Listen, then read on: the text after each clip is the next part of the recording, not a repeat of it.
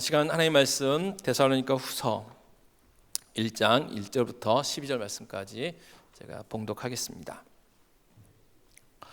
바울과 실와노와 디모데는 하나님 우리 아버지와 주 예수 그리스도 안에 있는 데살로니가인의 교회에 편지하노니 하나님 아버지와 주 예수 그리스도로부터 은혜와 평강이 너희에게 있을지어다. 형제들아, 우리가 너희를 위하여 항상 하나님께 감사할지니 이것이 당연함은 너희의 믿음이 더욱 자라고 너희가 다 각기 서로 사랑함이 풍성함이니, 그러므로 너희가 견디고 있는 모든 박해와 환난 중에서 너희 인내와 믿음으로 말미암아 하나님의 여러 교회에서 우리가 친히 자랑하노라. 이는 하나님의 공의로운 심판의 표요 너희로 하여금 하나님의 나라에 합당한 자로 여김을 받게 하려 함이니, 그 나라를 위하여 너희가 또한 고난을 받느니라. 너희로 환난을 받게 하는 자들에게는 환난으로 갚으시고 환난을 받는 너희에게는 우리와 함께 안식으로 갚으시는 것이 하나님의 공이시니, 주 예수께서 자기의 능력의 천사들과 함께 하늘로부터 불꽃 가운데 나타나실 때에 하나님을 모르는 자들과 우리 주 예수의 복음에 복종하지 않는 자들에게 형벌을 내리시리니, 이런 자들은 주의 얼굴과 그의 힘의 영광을 떠나 영원한 멸망의 형벌을 받으리로다. 그날에 그가 강림하사 그의 성도들에게서 영광을 받으시고 모든 믿는 자들에게서 놀랍게 여김을 얻으시리니, 이는 우리의 증거가 너희에게 믿어졌음이라. 이러므로 우리도 항상 너희를 위하여 기도함은 우리 하나님이 너희를 그 부르심에 합당한 자로 여기시고 모든 선을 기뻐함과 믿음의 역사를 능력으로 이루게 하시고 우리 하나님과 주 예수 그리스도의 은혜대로 우리 주 예수의 이름이 너희 가운데서 영광을 받으시고 너희도 그 안에서 영광을 받게 하려 함이라. 아멘. 이 시간 성가대 찬양 읽겠습니다.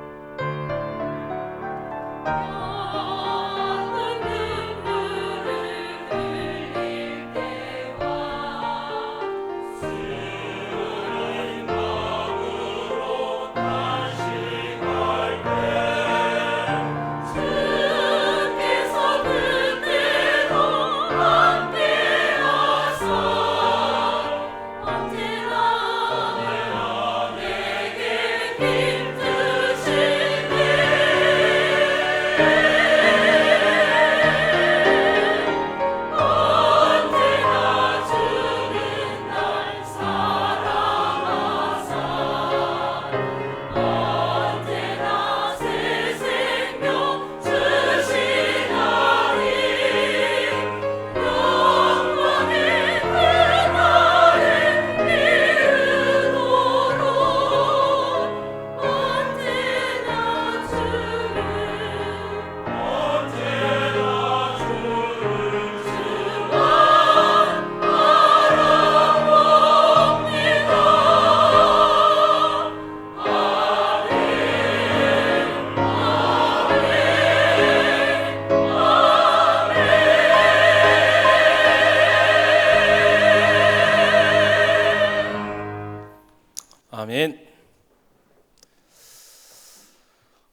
저희가 데살로니가 전서와 후서를 묵상을 했습니다. 그리고 이제 에스겔을 묵상하게 되는데요. 저희들이 지난 시간에도 설교를 들으셨던 것처럼 데살로니가 교회는 사도 바울이 2차 선교 여행 때 개척했던 교회입니다. 사도 바울이 1차 세계 선교 여행 때에 아시아 지역을 이제 개척하게 되죠. 그리고 2차 선교 여행 때도 자기들이 돌아봤던 교회들을 다시 한번 이제 돌아보면서 그 교회를 든든히 이제 세우려고 계획을 세웠습니다. 근데 성령님께서 막으셨죠. 자꾸 막으셨어요. 그리고 환상 중에 마게도냐 사람들이 와서 우리를 도우라라는 환상을 보게 됐죠. 그래서 성령님이 하나님이 저쪽으로 가라는 게 하나님 뜻인가 보다라고 순종하고 배를 타고 유럽으로 건너가게 됩니다. 가서 만난 곳이 빌립보죠. 빌립보에 가서 이제 교회를 개척하게 되는데, 그래서 유대인들이 핍박을 하게 됩니다. 그래서 할 수 없이 이제 옮겨가게 되는데, 옮겨갔던 것이 이제 데살로니가이죠. 그래서 데살로니가 교회에서 복음을 3주 동안 회당에서 전해가지고 그 하나님의 택한 백성들이 이제 주 앞으로 나오게 되고, 그래서 세워진 교회가 데살로니가 교회입니다. 그런데 여기서도 역시 빌립보에 있던 유대인들이 여기 데살로니가까지 쫓아와서 핍박하게 되죠. 그래서 할 수 없이 아테네를 거쳐서 고린도까지 사도 바울이 가게 되죠. 근데 3주 정도, 그리고 조금 더 뭐 한다 해도 얼마 되지 않는 기간 동안, 아주 짧은 기간 동안 세워진 교회였고, 그 데살로니가 지역이 또 여러 가지 환경 때문에 많은 고난과 박해가 있었죠. 그래서 사도 바울의 마음 가운데 이 물가에 내놓은 그 어린아이 같은 그런 심령이 있었어요. 그래서 어떻게 하면 다시 이 데살로니가 교회에 가서 그들을 좀 더 든든히 세워볼까 이렇게 기도하고 노력을 했지만 하나님이 허락을 하시질 않으시죠. 그래서 이 디모데를 보내게 됩니다. 그래서 디모데를 보내가지고 그 연약한 데살로니가 교회를 돌보게 합니다. 그래서 디모데가 이제 돌아와서 이제 고린도에서 사도 바울에게 보고를 하죠. 환난과 핍박 가운데 있지만 데살로니가 교회가 생각보다 더 훨씬 믿음 가운데, 믿음과 소망과 사랑 가운데 든든히 서가고 있습니다라고 이제 보고를 하게 됩니다. 그런데 이 재림에 대한 잘못된 사상들이 있어서 그 문제를 좀 고쳐야 되겠다고 이야기를 하죠. 그래서 사도 바울이 데살로니가 전서를 써서 디모데의 손에 들려가지고 다시 디모데를 데살로니가 교회로 보내게 됩니다. 그리고 가서 데살로니가 교회에서 디모데가 말씀을 전해주고 또 이제 교회들을 세웠겠죠. 그리고 다시 돌아와서 사도 바울에게 또 2차 보고를 하게 되는 거죠. 그도 역시 똑같은 보고를 하게 됩니다. 여전히 박해 가운데 있지만, 환난 가운데 있지만 믿음 생활 잘 하고 있는데 또 한 가지 여전한 문제, 잘못된 이 재림에 대한 잘못된 가르침이 들어와서 성도들이 너무 어려워하고 있다고, 그런 문제를 또 보고하게 되죠. 그래서 사도 바울이 데살로니가 후서를 이제 쓰게 됩니다. 그래서 그 데살로니가 후서를 써서 다시 디모데의 손에 들려가지고 데살로니가 교회로 이제 보내게 되죠. 그 말씀이 오늘 데살로니가 후서의 말씀입니다. 데살로니가 후서 1장은 데살로니가 교회의 성도들의 그 믿음에 대해서 칭찬하고 또 격려하고, 또 힘들고 어려운 가운데 있으니까 인내함으로 끝까지 잘 견딜 수 있기를 이렇게 독려하는 그런 내용입니다. 특별히 3절 말씀을 보면 이 바울 사도가 이 데살로니가 교회 성도들의 그 믿음의 성장과 특별히 서로를 향한 사랑이 풍성함에 대해서 감사하는 내용이 기록되어 있습니다. 또 4절에서는 모든 박해와 환난 가운데 인내하고, 그리고 신앙생활을 잘하고 있다는 것에 대해서 내가 여러 교회에 자랑한다라는 말씀이 기록되어 있죠. 또 5절에서는 이 데살로니가 교회 성도들이 정말 그들의 이제 그 믿음 생활을 보니까 너희들 하나님 나라에 합당한 자로 인증받았다 라고 하는 이야기를 해주죠. 그리고 6절부터 10절에서는 공의 하나님께서 너희들 지금 환난과 핍박 가운데 있지만 반드시 너희들 수고에 대한 대가, 상급을 갚아주실 거다. 그리고 너희를 괴롭히는 사람들에게는 또 하나님께서 공의로 갚아주실 거다라는 이야기를 합니다. 그리고 마지막 11절과 12절에서는 이 데살로니가 교회 성도들을 향한 간절한 사도 바울의 기도가 기록되어 있습니다. 오늘 함께 은혜를 나누고 싶은 말씀은 3절과 4절 말씀인데, 제가 3절과 4절 말씀을 한 번 더 봉독하겠습니다. 형제들아, 우리가 너희를 위하여 항상 하나님께 감사할지니 이것이 당연함은 너희의 믿음이 더욱 자라고 너희가 다 각기 서로 사랑함이 풍성함이니, 그러므로 너희가 견디고 있는 모든 박해와 환난 중에서 너희의 인내와 믿음으로 말미암아 하나님의 여러 교회에서 우리가 친히 자랑하노라. 아멘. 데살로니가 교회는 여전히 사도 디모데가 2번이나 3번이나 왔다 갔다 했지만 환난과 박해 가운데 있었습니다. 유대인들의 박해가 있었지요. 저기 다기 종족들에 대한 박해가 있었어요. 지금도 이슬람이나 힌두교 같은 데서 예수 믿고 개종을 하게 되면 어떤 때는 죽임을 당하기도 하고, 어쩔 때는 가문에서 추방당하기도 하고, 그래서 이제 경제적인 것으로부터 다 단절이 돼가지고 정말 힘들고 어려운 상황에 처하는 그런 어려움이 지금도 있죠. 이 데살로니가 지역도 마찬가지였습니다. 우상 섬기는 일들이 흥행했기 때문에 그것으로 인해서 먹고 살았어요. 근데 그 우상 헛된 거라고 버리고 하나님이 참신이시라고 하나님을 섬기겠다고 나온 사람들이 데살로니가 교회이기 때문에 생업들이 중단되고, 그리고 그들이 같은 동족들이지만 도와주지 않았기 때문에 매우 어려운 가운데 있게 됩니다. 그리고 뿐만 아니라 안에서는 잘못된 이단의 가르침이 있어가지고 너무너무 힘들게 했어요. 지금도 이단들이 활동을 하게 되잖아요. 특별히 신천지 같은 세력들은 교회 안에 들어와가지고 막 아닌 척하면서 사람들을 데려가잖아요. 그래서 굉장히 힘들고, 그래서 의심하게 만들고 많은 부작용들을 낳고 있는 것들을 보게 됩니다. 그래서 지금도 그렇지만 그때는 더 심했겠죠. 그래서 그런 어려운 상황 속에서 있던 사람들이 누구였느냐? 이 데살로니가 교회 성도들이었습니다. 자, 그럼에도 불구하고 3절에서 사도 바울이 디모데를 통해서 듣고 다시 데살로니가 교회들에게 전해준 이야기가 뭡니까? 너희의 믿음이 더욱 자라고, 또 너희가 다 각기 서로 사랑함이 풍성하다. 믿음이 자란다고 합니다. 고난 가운데서도 믿음이 자란다고 이야기를 하는 거예요. 그리고 사랑이 풍성해졌다고 이야기를 하고 있는 것이죠. 그들의 상황은 결코 좋은 상황이 아니었다는 것을 우리는 기억할 필요가 있는 것이죠. 모든 박해와 환난, 이 모든이라는 단어가 쓰였습니다. 모든 박해와 환난, 우리가 상상할 수 있는, 우리가 상상하기도 어려운 모든 박해와 환난 가운데 있었던 사람들이 데살로니가 교회 성도들이었다는 것이죠.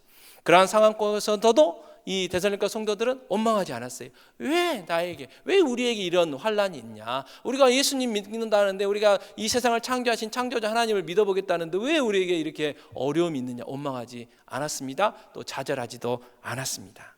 오히려 그들의 믿음이 자랐고, 오히려 사랑이 더 풍성해졌다고 성경은 우리에게 말씀해 주고 있는 것이죠. 어쩌면 우리와는 전혀 다른 모습을 이 데살로니가 교회의 성도들의 모습을 통해서 우리가 발견해 볼 수가 있는 것이죠. 자, 그렇다면 우리는 여기서 과연 이 고난에 대한 정의, 고난에 대한 우리의 생각이 정말 성경적인가? 아니면 이 데살로니가 교회 성도들과 우리의 모습이 다르다는 것을 보면서 이 고난에 대한 어떤 태도, 생각, 정의가 잘못되어 있지는 않는지 오늘 말씀을 통해서 저희들 한번 점검해 보았으면 합니다. 보통 고난이 닥치면 어떤 반응을 보이게 됩니까? 욥기 4장 7절과 8절에 이렇게 말씀하십니다. 생각하여 보라, 죄 없이 망한 자가 누구인가? 정직한 자의 끊어짐이 어디 있는가? 내가 보건대 악을 팍 갈고 독을 뿌리는 자는 그대로 거두나니. 여기서 내가는 욥의 친구인 엘리바스입니다. 엘리바스가 욥이 고난 가운데 있으니까 와서 한다는 말이 뭐냐면, 네가 죄를 지었으니까 다른 사람은 다 몰라도 하나님은 아시지 않냐? 네가 죄를 범해서 지금 이런 고난 가운데 있는 거 아니냐? 빨리 하나님 앞에 회개해라. 이렇게 이야기하고 있는 거예요. 보통은 고난이 오면 인과응보적인 반응을 한다는 거예요. 우리도 그렇지 않습니까? 우리의 삶 가운데 어려움이 닥치면 내가 뭔가 잘못한 것이 없는가? 심지어는 조상들까지 다 찾아보게 되잖아요. 그리고 다른 사람이 고난 가운데 있으면, 그렇지, 내가 몰라도 분명히 뭔가 하나님 앞에 잘못해서 지금 하나님 앞에 벌 받고 있는 거야 라고 반응하게 된다는 거예요. 그런데 우리 주님이 어떤 말씀을 하셨습니까? 요한복음 9장 3절에 이렇게 말씀하십니다. 예수께서 대답하시되 이 사람이나 그 부모의 죄로 인한 것이 아니라 그에게서 하나님이 하시는 일을 나타내고자 하심이라. 주님과 제자들이 길을 가다가 나면서부터 이 맹인된 분을 보게 됩니다. 그리고 제자들이 주님께 질문을 해요. 주님, 저 사람이 저렇게 맹인이 된 것은, 그것도 나면서부터 저렇게 된 것은 부모님의 죄입니까? 저 사람의 죄입니까? 라고 물어봅니다. 왜요? 유대인들은 그렇게 생각하고 있었어요. 장애를 가지고 태어났다는 것은 분명히 누군가의 죄 때문이라는 거예요. 부모의 죄가 됐든지 그 사람이 죄를 지었든지 그 둘 중에 하나라는 거죠. 그렇게 해서 주님한테 물어보니까 주님이 뭐라고 하셨습니까? 아니라는 거예요. 아니라는 거. 저 사람의 죄도 아니고 저 부모의 죄도 아니라는 거예요. 왜요? 하나님이 저 사람을 통해서 영광 받으실 일이라는 거죠. 하나님이 저 사람을 통해서 하시고자 하시는 일이 있어서 그 사람이 그렇게 태어난 거야 라고 말씀을 하시는 것입니다. 그래서 우리는요, 오늘 이 고난의 참된 의미를 깨달아야 되는데, 이 고난은 성경을 보면 우리에게 깨달음을 주기 위해서 하나님께서 우리에게 고난을 주신다고 이야기를 합니다. 시편 119편 71절에 이렇게 고백합니다. 함께 봉독하겠습니다. 고난 당한 것이 내게 유익이라. 이로 말미암아 내가 주의 율례들을 배우게 되었나이다. 아멘. 한마디로 깨달았다는 거예요. 고난 가운데 깨달았다는 거예요. 고난을 체험하고 나니까 깨달음이 왔다는 것입니다. 어떤 깨달음이 왔습니까? 특별히 파스칼은 이런 이야기를 합니다. 당신을 섬기라고 내게 건강을 주셨건만 나는 세상을 위해 다 써버렸습니다. 이제 나를 일깨워 주시려고 나에게 병을 주셨습니다. 파스칼이요, 병이 들고 보니까 건강할 때 그 건강을 가지고 하나님 나라를 위해서, 주님을 위해서 썼어야 되는데 쓰지 않았다는 거예요. 오히려 주님으로부터 멀리 멀어졌다는 거예요. 그런데 병을 얻으니까 그걸 깨닫게 되고 주님 앞에 가까이 왔다는 거죠. 그래서 다는 아닙니다. 그러나 파스칼에게 있어서는 자기에게 닥친 그 병이, 그 고난이 하나님 앞에 더 가까이 가고 자기의 잘못된 모습을 보게 했다는 것입니다. C.S. 루이스는 고통의 문제라는 책에서 이런 이야기를 합니다. 이 사람에 따라서 무서운 일이 일어나기 전에는 하나님께서 귀를 기울이지 않는 습성들이 있다. 그러므로 고난이라는 것은 기머거리에게 알아듣도록 하는 하나님의 확성기이다. 그런 이야기를 했습니다. 무슨 이야기입니까? 좋은 말로 하면 안 듣는다는 거예요. 좋은 말로 하면. 부드럽게 이야기하면 도무지 말을 안 듣는다는 거예요. 매를 때려야 된다는 것이죠. 하나님께서 이 고난이라는 그 확성기를 통해서 우리에게 기회가 되고 정신 차리라고 해야만 겨우 반응하기 때문에 이 고난이라는 확성기를 우리에게 사용하신다. C.S. 루이스가 그런 이야기를 한 것이죠. 자, 그렇다면 하나님께서 우리가 무엇을 깨닫기를 원하실까요? 신명기 32장 15절에 이렇게 말씀하십니다. 자, 그런데 여수르니 기름짐에 발로 찼도다. 내가 살찌고 비대하고 윤택함에 자기를 지으신 하나님을 버리고 자기를 구원하신 반석을 없인 여겼도다. 우리의 교만을 깨닫게 하시려고 우리의 고난을 사용하신다는 것입니다. 하나님께서는 고난을 통해서 우리가 얼마나 교만한지 우리의 교만함을 보게 하시려고 우리에게 고난을 주신다는 것입니다. 하나님께서 선지자들을 통해서 그 이스라엘 백성들에게 전했던 말씀이 뭡니까? 그들이 외쳤던 말씀이 뭡니까? 회개하고 돌아오라는 것입니다. 회개하고 돌아오라는 것. 하지만 이스라엘 백성들은 하나님의 말씀에 귀 기울이지 않았습니다. 오히려 선지자를 죽이기로 했던 사람들이 이스라엘 백성들이었습니다. 그래서 하나님께서 어떻게 하셨습니까? 북쪽 이스라엘은 아수르에게 멸망케 하셨습니다. 남쪽 이스라엘은요, 바벨론에게 멸망케 하셨습니다. 전쟁에 지게 하셨어요. 전쟁의 포로가 되게 하셨어요. 여러분, 전쟁에 지면 얼마나 비참합니까? 우리는 전쟁을 겪어보지 않았기 때문에 잘 모릅니다. 그러나 전쟁의 세대들은 그 전쟁의 비참함이 얼마나 큰지를 알잖아요. 그래서 지금도 북한이 주적입니다. 그래서 전쟁만 일어난다고 하면 치를 떠시는 거예요. 그래서 아닌 것 같아도 표를 줄 수밖에 없어요. 왜요?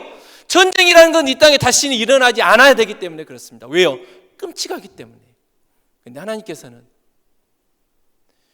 이 전쟁이란 고난을 통해서 이스라엘 백성들을 깨닫게 하시려고 아수르에게 그리고 바벨론에게 멸망케 하셨어요. 왜요? 좋은 말로 해서는 안 들었기 때문에 그렇습니다. 이 고난이라는, 이 전쟁이라는 그 확성기를 통해서 이스라엘 백성들의 기회되고 너희들의 교만함을 깨달으라고 그 엄청난 고통을 주셨다는 것이죠. 그런데 그들은 깨닫지 못했습니다.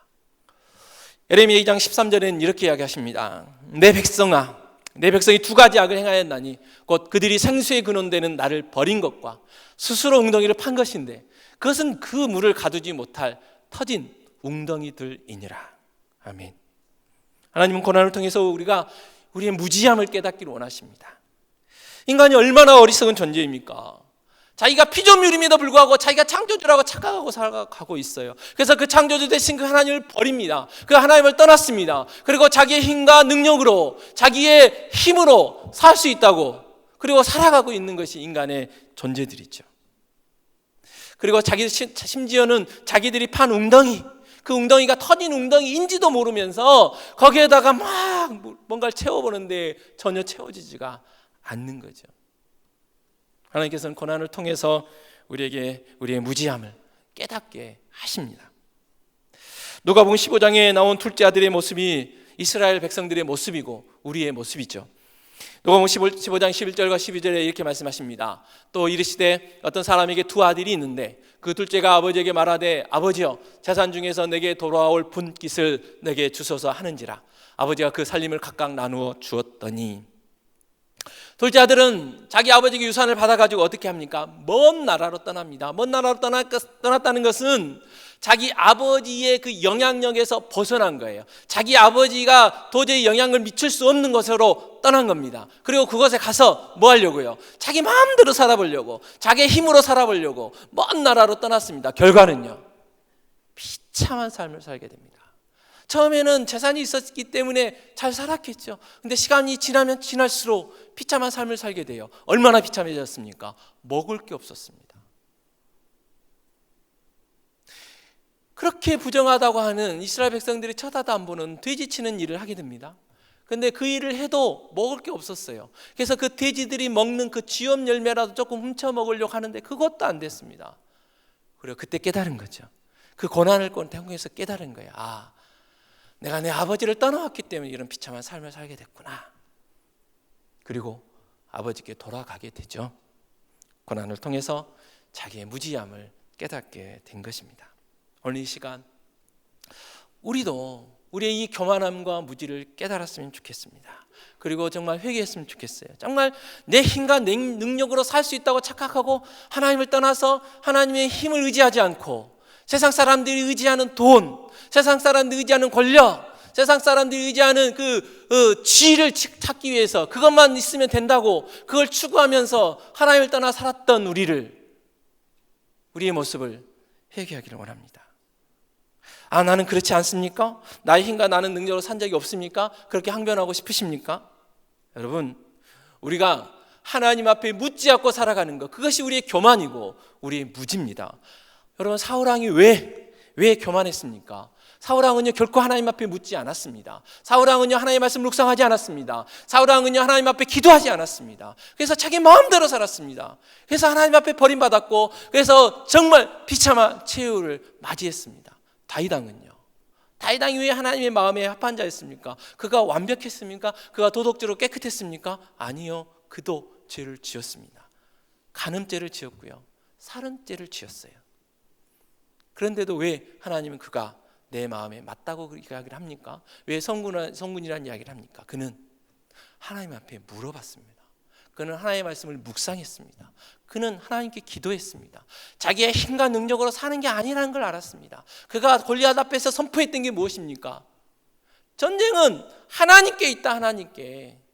내가 싸우는 것이 아니다. 나는 만군의 여호와의 이름으로 나간다. 하나님이 나를 대신해서 싸워주실 것이다. 그 고백이 다윗에게 있었던 거죠. 그 믿음이 다윗에게 있었던 것이죠. 다윗은 결코 자기 힘과 능력으로 살지 않았어요. 하나님의 말씀을 묵상하고 하나님 앞에 기도함으로 하나님이 주신 지혜로 하나님의 명령 따라 살았던 사람이 바로 다윗입니다. 하나님의 말씀을 묵상하지 않는 것이 교만이고 무지입니다. 하나님 앞에 기도하지 않는 것이 교만하고 무지입니다. 아직도 나는 교만하지 않다고 이야기하실 것입니까? 아직도 나는 무지하지 않다고 이야기하실 것입니까? 만약에요, 하루의 첫 시간을, 내가 눈 뜨는 그 첫 시간을 하나님의 말씀을 묵상하고 하나님 앞에 기도하지 않는다면 그건 우리가 교만하고 무지하다는 것이죠. 내 힘과 내 능력으로 하나님의 말씀 묵상하지 않고서도, 하나님 앞에 기도하지 않고서도 내가 살아갈 수 있다고 생각하기 때문에 말씀 묵상하지 않고 기도하지 않는 거잖아요.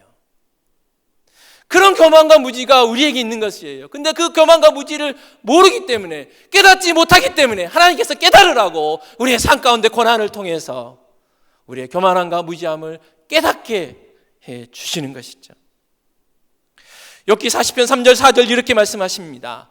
욥이 여호와께 대답하여 이르되 보소서, 나는 비천하오니 무엇이라 주께 대답하리이까? 손으로 내 입을 가릴 뿐이로소이다. 욥은요 의인이었다고 이야기를 합니다. 여러분요, 고난받기 전에는요 자기의 교만과 자기의 무지함을 깨닫지 못했습니다. 그런데 고난을 통과하고 나니까요 자기가 얼마나 하나님 앞에 교만했고 얼마나 무지했다는 것을 깨닫게 되었습니다. 그래서 하나님 앞에 입을 가린다고, 입을 가릴 뿐이라고 고백하고 있는 것이죠. 고린도전서 15장 10절에는 이렇게 고백합니다. 그러나 내가 나된 것은 하나님의 은혜로 된 것이니 내게 주신 그의 은혜가 헛되지 아니하니, 내가 모든 사도보다 더 많이 수고하였으나 내가 한 것이 아니요 오직 나와 함께 하신 하나님의 은혜로라. 사도 바울처럼 고난 많이 당한 사람이 어디 있습니까? 그가 그 고난 속에서 깨달은 것은 자기의 교만과 무지였습니다. 하나님의 은혜가 아니면 내가 살 수가 없구나. 오직 하나님 은혜로만 내가 사는 거구나. 하나님의 은혜 때문에 내가 내 모습이 이렇게 되는 거구나. 하나님을 핍박하고 예수 믿는 자를 핍박했던 나를 하나님이 창세전에 어머니 채석에서 나를 택하셔서 부르셔서 나를 거듭나게 하셔서 정말 이 귀한 복음을 이방인들에게 전하는 그 사도로 나를 세우셨구나. 그 모든 것이 다 하나님의 은혜구나. 내가 잘나서가 아니구나. 그 고백이 고난 가운데서 자기의 교만과 무지를 깨달은 사도 바울의 고백이었습니다. 고난이 무엇입니까? 고난은 제발 너의 교만과 무지를 깨닫고 나에게 돌아오너라 라고 하는 하나님의 강렬한 사랑입니다. 그래서 고난은 사랑입니다. 그리고 고난은 그래서 축복입니다. 왜요? 고난을 통해서 우리의 교만과 우리의 무지를 깨달을 수 있기 때문에 그렇습니다. 고난을 통해서 하나님의 은혜가 아니면 한순간도 살아갈 수 없다는 거, 호흡조차도 할 수 없다는 거, 그걸 깨닫기 때문에 그렇습니다. 그리고 하나님께서 고난을 통해서 하나님 앞에 더 가까이 하게 하시기 때문에 그렇습니다. 그래서 고난은요, 축복입니다. 다음으로 하나님께서는요, 고난을 통해서 우리를 하나님 자녀답게 만들어 가십니다. 우리는 예수 그리스도를 믿는 믿음으로 인해서 하나님의 선물로 인해서 전적인 하나님의 은혜로 인해서 하나님 자녀가 됐어요.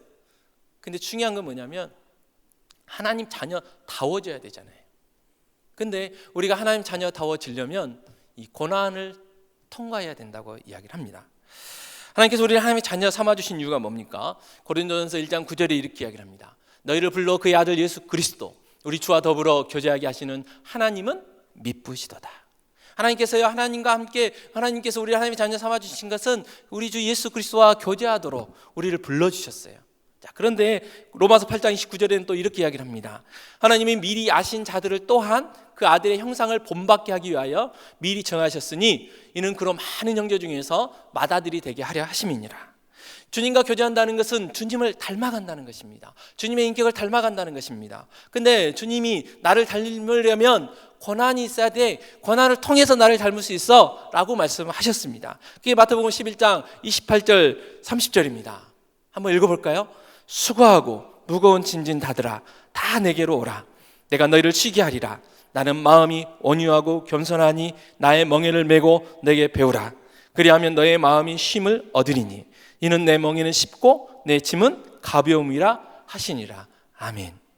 주님은 주님의 온유와 겸손을 닮으려면, 나를 닮으려면 멍에를 메야 된다고 이야기를 합니다. 멍에는요, 고난입니다. 우리 땅은 옥토예요. 굉장히 좋은 땅입니다. 근데 이스라엘 땅은 박토입니다. 그래서 그 땅을 가려면요, 소 한 마리 가지고는 안 돼요. 2마리, 3마리, 여러 마리를 멍에를 매가지고 엮어가지고 땅을 갈아야만 갈아질 수가 있었어요. 그래서 2마리의 소를 묶는 게 멍에예요. 보통 2마리 소를 묶을 때 나이 많은 소와 어린 소를 함께 묶습니다. 그래서 나이 많은 소는 주인과 함께 오래 지냈기 때문에 주인이 출발하면 출발해요. 주인이 멈춰 그러면 멈춰요. 근데 이 어린 소는 주인하고 만난 지 얼마 안 됐잖아요. 그래서 출발해도 버티고 있습니다. 근데 왜 출발하게 되냐면 이 나이 많은 소가 출발을 하기 때문에 출발하게 돼요. 왜요? 그 나이 많은 소와 어린 소가 멍에로 묶어져 있잖아요. 이거 나이 많은 소가 가는데 자기가 버티고 있으면 아파요.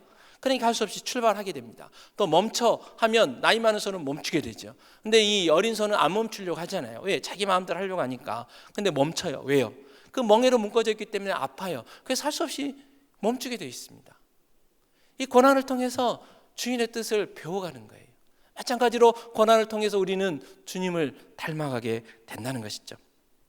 어떤 사람이 대장장이에게 질문을 했습니다. 당신이 금을 연단할 때 어떻게 해야 이 순금이 됐는지를 알 수 있습니까? 라고 질문을 하자 그 대장장이가 그렇게 이야기를 했다고 합니다.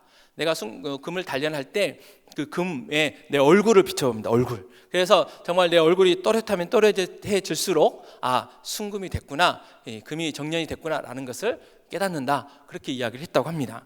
이 비슷한 말을 욥이 했죠. 욥기 23장 10절에 이렇게 말씀합니다. 그러나 내가 가는 길을 그가 아시나니 그가 나를 단련하신 후에는 내가 순금같이 되어 나오리라 이야기를 합니다. 순금이 되려면 수많은 단련을 해야 됩니다. 풀무불에 들어갔다가 나왔다가 들어갔다 나왔다, 그것을 반복하면 할수록 순도가 높은 금이 되잖아요. 마찬가지로 우리도 수많은 고난을 당해야 됩니다. 그 수많은 고난을 당하면 당할수록 주님의 인격을 닮아가게 되는 거죠. 그 고난을 통해서 우리가 하나님의 자녀다워진다는 것입니다. 고난을 많이 겪으면 겪을수록 사람들이 우리에게 야, 너 예수님 같다, 너 하나님 자녀 사람 같다, 너 하나님 믿는다더니 교회 다닌다더니 그런 것 같아 라고 들을 수가 있다는 것이죠. 시편 기자도 119편 67절에서 이렇게 이야기를 합니다. 고난 당하기 전에는 내가 그릇 행하였더니 이제는 주의 말씀을 지키나이다. 내가 고난을 겪고 나니까, 내가 고난을 통과하고 나니까 이제는 내가 하나님 말씀대로 삽니다. 내 마음 내 뜻대로 사는 게 아니고 내가 고난을 겪고 나니까 고난을 통해서 내가 하나님의 말씀을 지킵니다. 이 고백을 시편 기자가 하고 있는 것입니다. 존 밀턴이라는 분은 40세에 맹인이 됩니다. 또 아내를 여의게 되는데요, 그때 그가 이런 고백을 합니다. 오 주님, 이런 고통을 통하여 내 영혼이 수그러짐은 나의 창조자를 섬기기 위함입니다. 고난은 하나님을 섬길 수 있는 인격을 위해서 필요한 것입니다 라고 고백을 했습니다. 고난을 통하여 이 사실을 깨달은 자의 고백, 로마서 14장 8절 말씀의 고백입니다. 함께 읽겠습니다. 우리가 살아도 주를 위하여 살고 죽어도 주를 위하여 죽나니 그러므로 사나 죽으나 우리가 주의 것이로다. 아멘. 많은 고난을 통과했던 바울, 그 바울이 로마서 교회 성도들을 향하여 썼던 그 말씀에 이 고백을 하고 있는 거죠. 사나 죽으나 다 주님을 위한 것이다. 나를 위해서 사는 것이 아니고 나를 위해서 죽는 거 아니다. 우리가 살아있으나 죽으나 우리의 모든 삶은 다 우리 주님을 위한 것이다. 나 때문에, 우리 때문에 십자가에서 죽으신 그 주님, 그 주님을 위한 것이 내 삶의 목적이고 내가 살아가는 이유다. 뭘 통해서요? 고난을 통해서.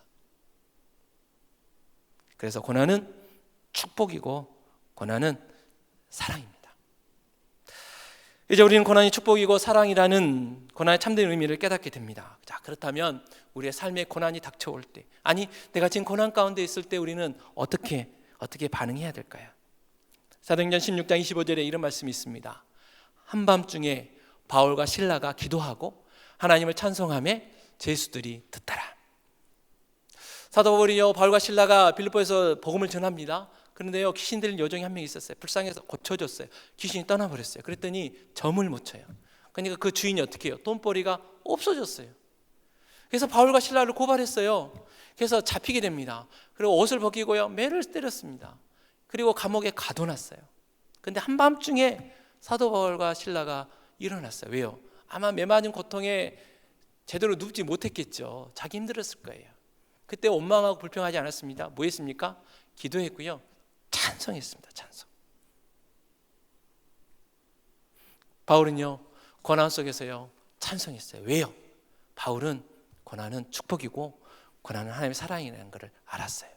그리고 그 고난을 통해서 하나님 뭔가 이루실 것을 기대했어요. 그래서 하나님 앞에 찬송할 수 있었습니다. 어떤 일이 일어났습니까? 사도행전 16장 31절 말씀, 이르되 주 예수를 믿으라. 그리하면 너와 내 집이 구원을 받으리라. 사도 바울이 찬송할 때 하나님의 놀라운 역사가 일어납니다. 지진이 납니다. 옥문이 열렸어요. 간수가요 깜짝 놀라 일어납니다. 옥문이 다 열렸어요. 제수들이 다 도망간 줄 알았어요. 이제 난 죽었구나, 자결하려고 했습니다. 사도 바울이 말렸습니다. 우리 여기 있다고 말렸습니다. 그때 이 간수가 바울과 실라를 집으로 데려갑니다. 그리고 그들에게 이야기하죠. 내가 어떻게 해야 구원받을 수 있습니까? 그때 했던 말씀이 이 말씀이에요. 주 예수를 믿으라. 그리하면 너와 내 집이 구원을 받으리라. 그 간수와 그 온 집안이 예수 믿게 됐습니다. 하나님의 놀라운 역사가 일어나신 거예요. 뭘 통해서요? 고난을 통해서요. 이 믿음이 사도 바울에게 있었습니다. 그래서 사도 바울은 찬송할 수가 있었던 것입니다. 그리고 그가 데살로니가전서 5장 16, 18절에서 이렇게 말씀합니다. 같이 읽겠습니다. 항상 기뻐하라. 쉬지 말고 기도하라. 범사에 감사하라. 이것이 그리스도 예수 안에서 너희를 향하신 하나님의 뜻이니라. 아멘.